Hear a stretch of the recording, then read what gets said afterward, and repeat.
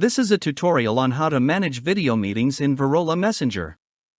Now I am logged into two user accounts, as admin in the app you see on your screen now, and as Alice on another device. I will use them to demonstrate how video meetings work in Virola.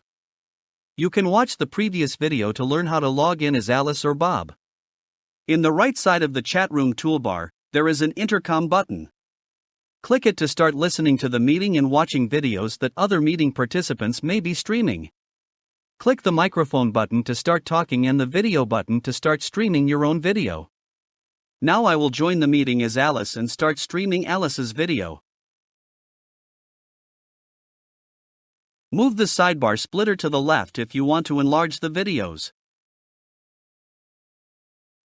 You can mute or unmute your microphone by clicking on its button, and you can do the same with your headphones.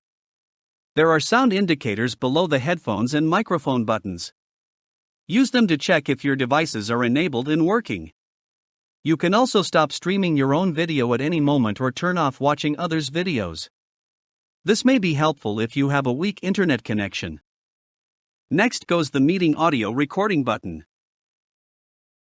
And the last one opens your audio and video settings. When someone activates the intercom, their avatar starts showing a busy meeting status. Now I'll turn off my intercom and leave the meeting.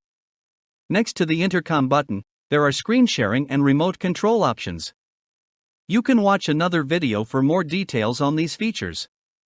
So these are the basic online meeting options you can test at first using Alice or Bob.